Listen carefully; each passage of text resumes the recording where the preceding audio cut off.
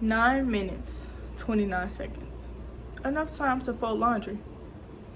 9 minutes, 29 seconds. Enough time to take a walk outside, breathing fresh air through your lungs. But what if in these 9 minutes, 29 seconds, air was actually leaving your lungs as you suffocated? That's what happened to George Floyd, as Derek Chauvin kneeled on his neck for 9 minutes, 29 seconds, killing him. This was yet another unfortunate black casualty at the hands of the people who are supposed to protect us, police. I have been a major supporter of the Black Lives Matter movement and have witnessed these killings over the past decade as they infuriated the black community over and over again. I believe that there should be restrictions and new laws set for police in order to decrease the rise in police brutality by white officers. Today, I would like to explain the cause of this tragic reality and what will happen if these killings continue. First, I would like to explain the first cause of police brutality by white officers in America. So what is the underlying reason for this increase in police brutality? The answer is not just racism, but extreme racism.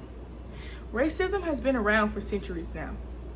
In fact, racism has been around in our country longer than we've been a country, maybe even 150 years prior.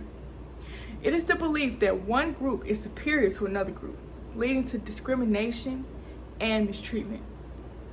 Extreme racism has been exemplified across the country. In recent years, the phenomenon known as the alt-right movement has caused a resurgence in racism in the United States.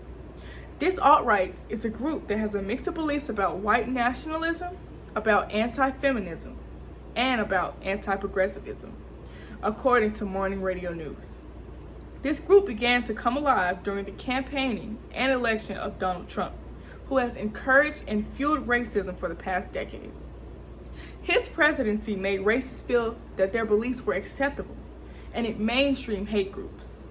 This is because he often said things that revealed his hatred for other racial groups. Another cause of ongoing white police brutality is the lack of accountability. Journal author Zachary Newman explained that despite protections in the Constitution, Supreme Court case law, and use of force policies, legal endogeneity exposes the mechanisms that allow people like police to continue to maim and kill with impunity in a liberal democracy. The corruption of the court system has been exemplified statistically over the past 2 decades. Newman explains that between 1995 and 2015, out of a total of 13,233 complaints against police, prosecutors declined to charge 12,703 of these potential civil rights violations, 96%. Moreover, there have been instances where police threatened the witnesses, survivors, and even the judiciary in order to get them to drop all charges. Police departments have also generally failed to discipline the officers when they abuse their ability to use force. For example, Breonna Taylor, who was killed in her home while sleeping by police, did not receive justice. The grand jury did not charge Mattingly, who shot 6 times, and Cosgrove, who fired a total of 16 rounds, including what federal investigators determined to be the round that ultimately killed Taylor, according to journalist Bracton Booker. Now that I have explained why police brutality has been transpiring, I would like to relate the effects of this detrimental wrongdoing.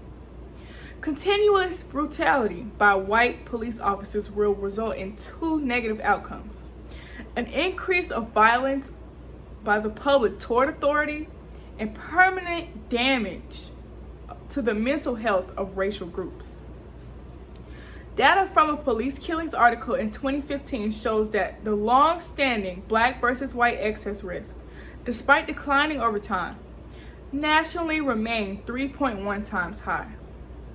Fatal Encounters researchers conducted a study involving fatal police-civilian interactions. During the 6-year study period, Black men were killed by police at a rate of 2.1 per 100,000 people, Latino men were killed at a rate of 1 per 100,000, and white men were only killed at a rate of 0.6 per 100,000. These statistics are displayed through body cam footage, witness recordings, and news reports. This has led to mental health issues for people of color.